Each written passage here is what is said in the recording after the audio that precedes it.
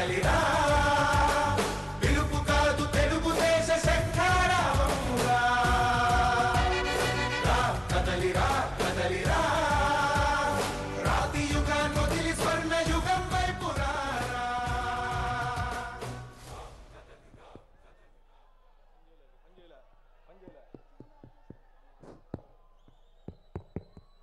మన ఆరాధ్య దైవం మన గుండె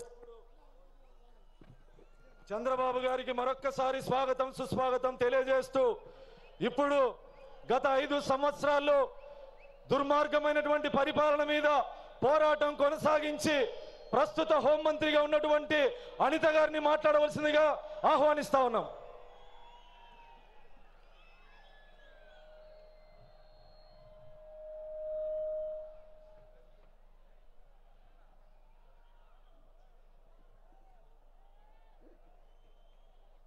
మా అందరికీ నమస్కారం.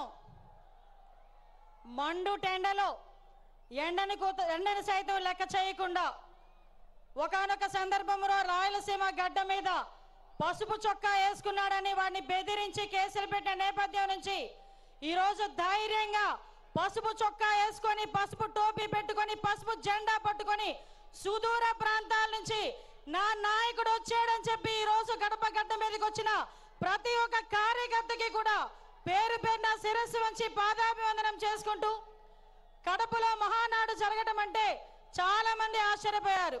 నేను చేసి చూపిస్తా, కడప అన్నది ఎవడప్ప సొత్తు కాదు, ఇది తెలుగుదేశం పార్టీ అడ్డా అని ఆల్రెడీ నిరూపించున్నారు. ఆ కడపలోని ఈ రోజు వరకు మనం మహానాడు జరపలే, ఇక్కడ జరుపుకుందామని చెప్పి గౌరవ ముఖ్యమంత్రి వర్యులు నారా చంద్రబాబు నాయుడు గారు, అదేవిధంగా మన జాతీయ ప్రధాన కార్యదర్శి మనందరి నాయకుడు లోకేష్ బాబు గారు కంకణం కట్టుకొని ఈ రోజు ఈ కార్యక్రమానికి శ్రీకారం చుట్టారు. సాధారణంగా 5 ఎలక్షన్లు అయిన తర్వాత ముఖ్యమంత్రి అయిన తర్వాత ఒక 5 సంవత్సరాల గురించి ఆలోచించి రాబోయే ఎలక్షన్ల గురించి ఆలోచించేవాడిని పొలిటికల్ లీడర్ అంటారు.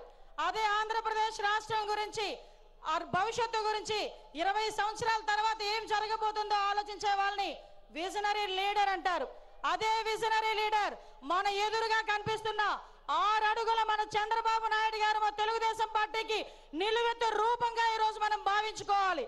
ఎందుకో చెప్తున్నా, 75 ఏళ్ల వయసు, 40 ఏళ్ల రాజకీయ చతురత, 40 ఏళ్ల రాజకీయ అనుభవం, ఈ రెండు మేళవించుకొని సుమారుగా 2047కి 2047కి ఈ రాష్ట్రం ముందుండాలి, ప్రపంచంలోనే మొట్టమొదటి స్థానంలో ఆంధ్రప్రదేశ్ రాష్ట్రం ఉండాలి.